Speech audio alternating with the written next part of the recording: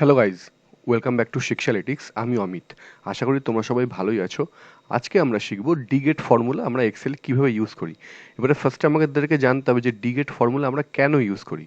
তো লাইক দেখো, কোনো কিছু এক্সেলে সার্চ করার জন্য আমরা ভিলুকআপ ফর্মুলা ইউজ করি ন্যাচারালি, বাট ভিলুকআপ ফর্মুলার কিছু কিছু ড্রব্যাক আছে। অবশ্যই ভিলুকআপ খুবই একটা ইউজফুল ফর্মুলা, বাট ভিলুকআপ ফর্মুলার কিছু কিছু ড্রব্যাকও আছে, অনেকে হয়তো জানো তোমরা। যে লাইক দেখো, ভিলুকআপ মানে তোমরা যদি চাও যে ভিলুকআপে এই নেম থেকে লাইক আমাকে দেখো এই একটা ডেটাবেস আছে, তো আমি যদি ভিলুকআপকে বলি যে আমার নেম থেকে এমপ্লয় আইডি বের করো, তো ভিলুকআপ এটা পারবে না, কারণ ভিলুকআপ রিভার্সে গিয়ে সার্চ করতে পারে না। ওকে, দেন আরেকটা ড্রব্যাক হচ্ছে যে ভিলুকআপে তুমি যদি মাল্টিপল লুকআপ ভ্যালু দাও তাহলে মানে ভিলুকআপ ওরকম করে কাজ করেই না, বাট ডিগেট ফর্মুলা ওরকমভাবে কাজ করে। অ্যান্ড থার্ড প্রবলেম হলো, দেখো ভিলুকআপ ফর্মুলার জন্য আমাদেরকে লাইক এক একটা সেলে এক একটা ভিলুকআপ ফর্মুলা আমাদেরকে ইউজ করতে হয় এক একভাবে। ওকে, তাই দেখো ভিলুকআপ ফর্মুলা তুমি এরকম কোনোভাবে দেখো ড্র্যাগ অ্যান্ড ড্রপ করতে হবে না, যেরকম আমি এখন এখানে করলাম। তো এই সবগুলো সম্ভব ডিগেট ফর্মুলা দিয়ে। আর গাইস, ডিগেট ফর্মুলাটা এতটাই ইজি আর এর সিনট্যাক্সটা মানে এতটাই সিম্পল যে এটা জাস্ট মানে এই ভিডিওটা তোমরা যদি আমি খুবই সিম্পলভাবে এটাকে এক্সপ্লেন করবো এখন, তোমরা যদি পুরো ভিডিওটা একবার দেখে নাও তাহলে এই ডিগেট ফর্মুলার তোমরা ফ্যান হয়ে যাবে। আর গাইজ মানে এটা লাইক ইউজ করা খুবই ইজি আর সবাই করতে পারে। তাহলে গাইজ দেখে নি, চলো আমরা ডিগেট কীভাবে ইউজ করি। তাহলে গাইজ আজকে ভিডিওটা স্টার্ট করা যাক।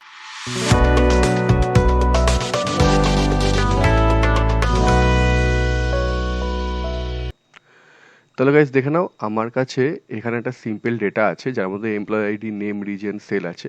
আর এখানে আমরা যেভাবে ভিলুকআপ ইউজ করতাম, লাইক আমি যদি ভিলুকআপকে বলতাম যে আমার এমপ্লয় আইডি 9-এর সেল চাই, তো সে মানে তো ভিলুকআপ এটাকে আমাকে খুব সিম্পলভাবে বের করে দিত। এবারে সেটাই আমরা ডিগেট ফর্মুলা ইউজ করে দেখব যে সেই কাজটাই ডিগেট কীভাবে করে, নট ডি লুকআপ, ডিগেট কীভাবে করে।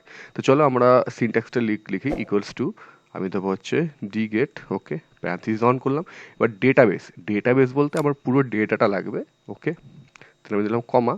এবার ফিল্ড বলতে এখানে চাই হচ্ছে গিয়ে হেডারগুলো, মানে এই হেডারগুলোকেই ফিল্ড বলে।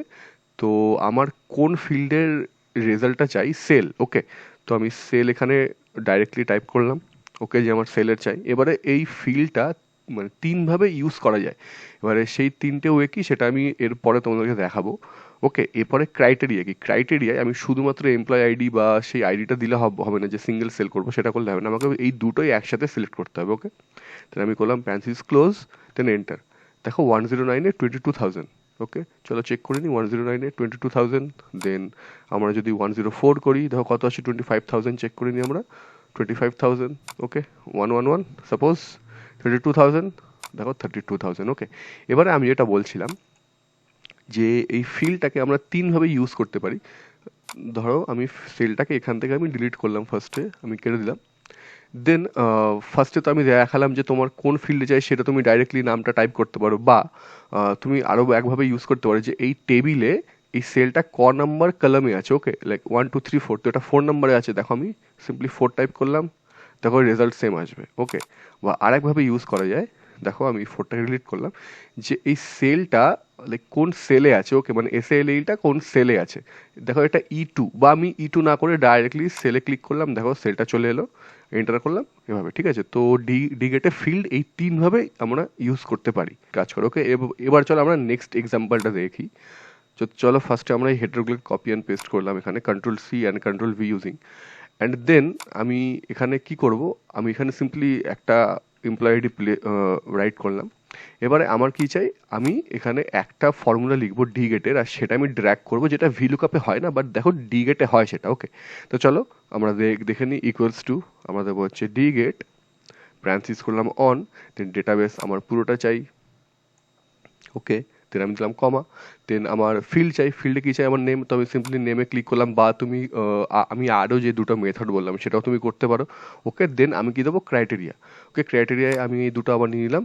এবারে আমি করলাম প্যারেনথিসিস ক্লোজ। এবারে দেখো এখানে তোমাদেরকে একটা জিনিস খুব মানে ডিগেট ফর্মুলা ইউজ করার সময় খুবভাবে মনে রাখতে হবে, যে তোমার এখানে হেডার বলো বা তুমি ফিল্ড বলো, যাই বলো, এই নেমগুলোর সাথে মানে এর স্পেলিংগুলোর সাথে তুমি যে ফর্মুলা ইউজ করবে বা যেই চার্টটা তুমি নেবে এখানে যেটা তোমাকে বের করতে হবে সেগুলোর যেন স্পেলিং সেম হয়। যদি স্পেলিং মিস্টেক হয় তাহলে কিন্তু ডিগেট ফর্মুলা কাজ করবে না। ওকে, তো এবারে আমি দেখো এরকম করলে তো সিম্পলি নেম আসলো, বাট এটাকে ড্র্যাগ করে দেখো এই ফর্মুলাটাকে আমি যদি এখন এখান থেকে ড্র্যাগ করি তাহলে এটা আসবে না। ওকে, কারণ কি এখানে আমার সেল লকিং নেই, মানে আমি যদি এই ফর্মুলাটাকে ড্র্যাগ করি তাহলে এই আমি যে ডেটাগুলো পুট করলাম সেগুলো কিন্তু সাইডে পুট হয়ে যাবে। তো আমি কি করব, এখানে আমি এই ডেটাবেসটাকে ফার্স্ট আমি লক করব। ওকে, ইউজিং F4 কি প্রেস করলে সেল লক হয়।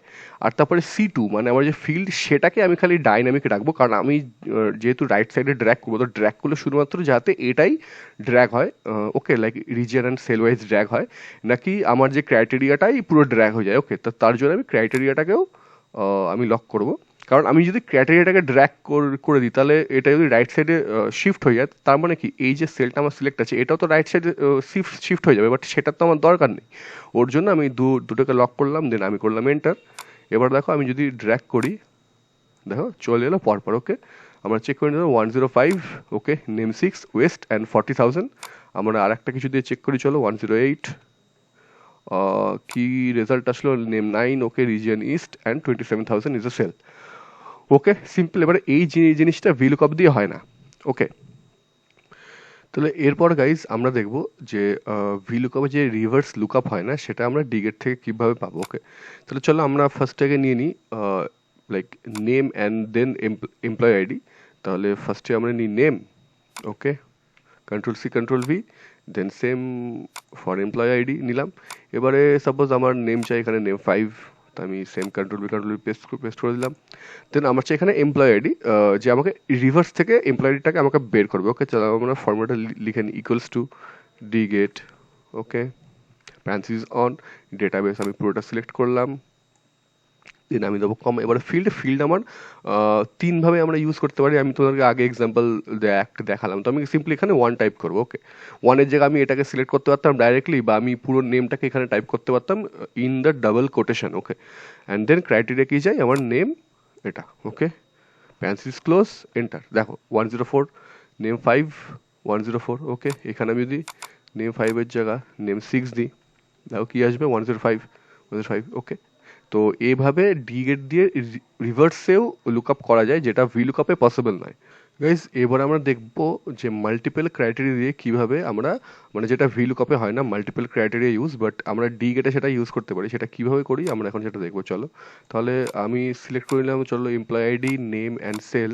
তোমরা পারলে রিজিয়নটাও নিতে পারো, বা আমি এখানে জাস্ট দুটো সিলেক্ট করলাম, তুমি 3টে 4টে 5টা যতগুলো ইচ্ছে তুমি করতে পারতো। আমি করলাম কপি, দেন আমি এগুলোকে করলাম পেস্ট, দেন আমার চাই কি সেল। তো চলো Dget, প্যারেন্থেসিস ওপেন, দেন আমার ডেটাবেস পুরোটা চাই, দেন আমার কি চাই ফিল্ড, মানে আমাদের কি বের করতে হবে, চলো সেল বের করতে হবে, দেন কি ক্রাইটেরিয়া। এবারে আমি এতক্ষণ সিঙ্গেল নিচ্ছিলাম সেল, এবারে আমি নেবো এখানে ডাবল ক্রাইটেরিয়া। ওকে, দেন আমি করবো প্যারেন্থেসিস ক্লোজ, এন্টার। এবার দেখো এই ফর্মুলা এখানে কাজ করবে, লাইক এমপ্লয়েডিতে আমি যদি দিই 107, ওকে, আর নেমে আমি যদি দিই নেম 8, দেখো এটা প্রপার কাজ করছে। এবার দেখো এটা সিঙ্গেলেও কাজ করলো এর জন্য যে এখানে সবগুলো মানে সিঙ্গেল এন্ট্রি আছে। ওকে, এবার দেখো এমপ্লয় আইডি বা নেম তো সেম হতেই পারে, লাইক এই নেম 8টা, ঠিক আছে, আমি ধরে নাও এই নেম 4-এ দিয়ে দিই, দেখো তাহলে কিন্তু এটা আসছে না। ওকে, এবার আমি যদি এখানে 104 করি, 104 করি, দেখো তাহলে 104, সরি আমি নেম 8টা কিসে দিলাম, 103-তে, দেখো 103-তে দিলাম। তো আমি যদি এখানে 103 করি, দেখো দেন আছে, দেখো 103 নেম 8, দেখো 103 নেম 8, 20,000, দেখো 20,000 এসছে। ওকে, তা নেম তো মাল্টিপল হতেই পারে, তো এখানে তুমি যদি ডাবল ক্রাইটেরিয়া দাও তাহলে এটাও কাজ করবে ডাবল ক্রাইটেরিয়া দিয়ে। ওকে, তাহলে গাইজ এই তো গেল ডিগেট ফর্মুলার ইউজ কেস।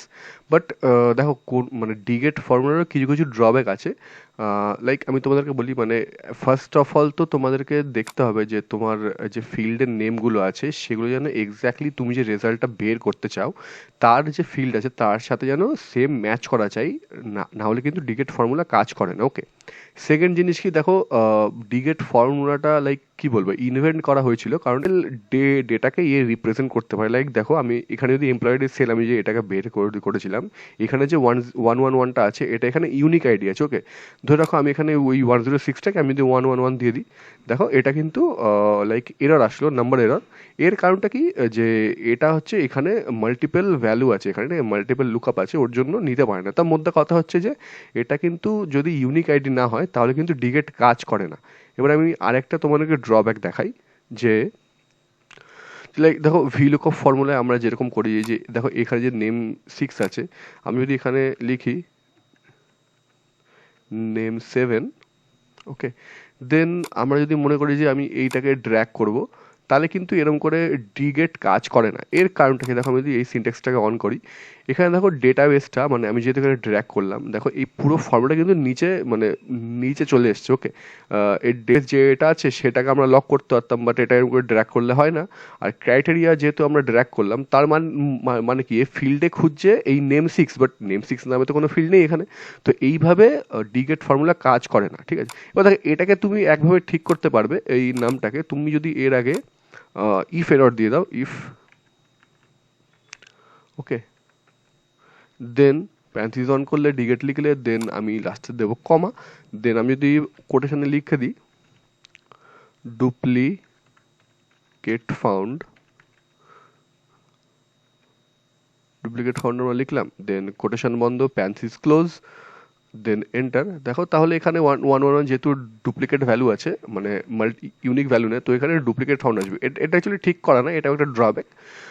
তো গাইজ এটাই হলো পুরোপুরি ডিগেট ফর্মুলা। আর তুমি যদি এই কোনো প্রবলেম না মানে না তুমি করতে চাও, তাহলে তোমাকে একটা ফর্মুলা ইউজ করতে হবে, জানা হচ্ছে এক্স লুকআপ। বাট কি এক্স লুকআপ হচ্ছে এক্সেলের সব থেকে লেটেস্ট যে ভার্সন, তার মধ্যেই শুধুমাত্র অ্যাভেলেবেল আছে। এবার সবার কাছে তো আর মানে লেটেস্ট ভার্সন থাকাটা পসিবল নয়, তো এক্স লুকআপ ইউজ করাটাও পসিবল নয়। দেখো তুমি যদি এক্স লুকআপ শিখতে চাও, তাহলে আমি আমার চ্যানেলে অনেক আগে এক্স লুকআপ নিয়ে পুরো ডিটেলে একটা ভিডিও বানিয়েছি, সেটা থেকে তোমরা পুরোপুরিভাবে শিখতে পারবে।